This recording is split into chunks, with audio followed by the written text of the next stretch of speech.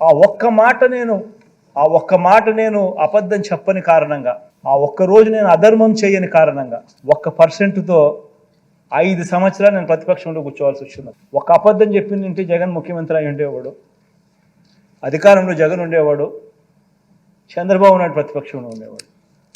జగన్ ఒక అబద్ధం చెప్పలా, చేయలేనని చెప్పాడు, మాట మీద తాను నిలబడతాడు అన్న ఒకే ఒక్క అంశం మీద జగన్ అబద్ధం చెప్పలా, 5 సంవత్సరాలు ప్రతిపక్షంలో కూర్చున్నాను.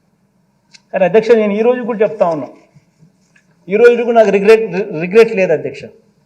ఈ రోజు కూడా నేను వెనక్కి పోయి ఆ పీరియడ్లో మళ్ళీ ఒకసారి రీవిజిట్ చేసి, ఈరోజు నువ్వు ప్రతిపక్షంలో కూర్చున్నావు కాబట్టి మళ్ళీ ఆ రోజు మళ్ళీ రీవిజిట్ చేసి మళ్ళీ అబద్ధం నువ్వు చెప్తావా అని అడిగితే ఈ రోజుకి కూడా నేను చెప్తాను అధ్యక్ష, నా నోట్లో నుంచి అబద్ధాలు రావనే చెప్తాను.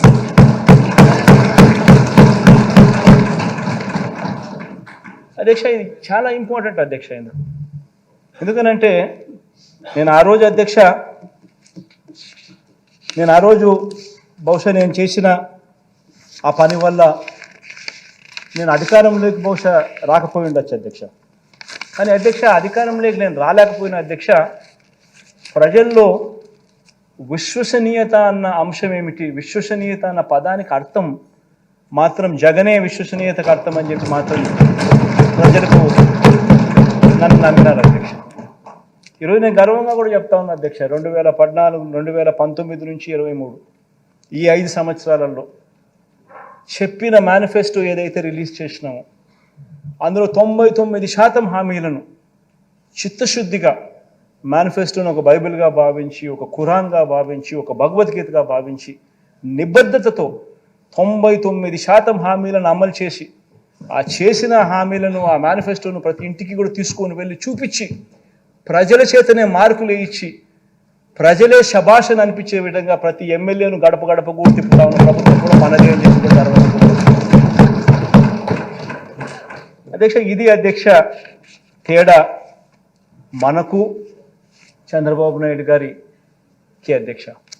అప్పట్లో చంద్రబాబు నాయుడు గారు అధ్యక్ష 87,612 కోట్ల రూపాయల రుణాలు మాఫీ చేస్తానని చెప్పి రైతులను మోసం చేయడం, బ్యాంకుల్లో పెట్టిన బంగారం ఇప్పిస్తానని చెప్పి రైతులను మోసం చేయడం, 14,205 కోట్ల రూపాయలు పొదుపు సంఘాల రుణాలు మాఫీ చేస్తానని చెప్పి అక్క చెల్లెమ్మలను మోసం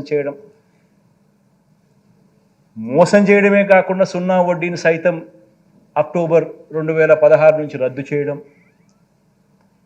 ప్రతి ఇంటికి ఓ ఉద్యోగం ఇవ్వలేకపోతే 2,000 రూపాయలు నిరుద్యోగ భృతి ఇస్తానని చెప్పి ప్రతి ఇంట్లో ప్రతి పిల్లాడికి ఏకంగా 1,25,000 రూపాయలు బాకీ పడి అది ఎగరగొట్టి, ఇలా రకరకాల పద్ధతుల్లో మోసం చేశాడు. కాబట్టి నేను గర్వంగా కూడా చెప్తా ఉన్నాను, రకరకాల పద్ధతుల్లో ఆయన అబద్ధాలు చెప్పాడు, మోసం చేశాడు. కాబట్టి 2019లో ఏకంగా చంద్రబాబు నాయుడు గారికి వచ్చింది 175 స్థానాలకు కేవలం 23 స్థానాలు ఇచ్చి ఆయన ప్రతిపక్షంలో వచ్చుకుంటాడు. మాట మీద నిలబడ్డాం, నిజాయితీగా చేసి 151 స్థానాలతో మనల్ని గెలిపించిన ప్రజలు. దాని తర్వాత జరిగిన స్థానిక సంస్థల ఎన్నికలు కానీ, ఉప ఎన్నికలు కానీ, ఏ ఎన్నికైనా తీసుకున్న అధ్యక్ష, ప్రతి ఎన్నికల్లో కూడా అధ్యక్ష ప్రజలు తమ గుండెల్లో పెట్టుకుని వైఎస్ఆర్ కాంగ్రెస్ పార్టీని గెలిపించారని గర్వంగా కూడా చెప్తాను.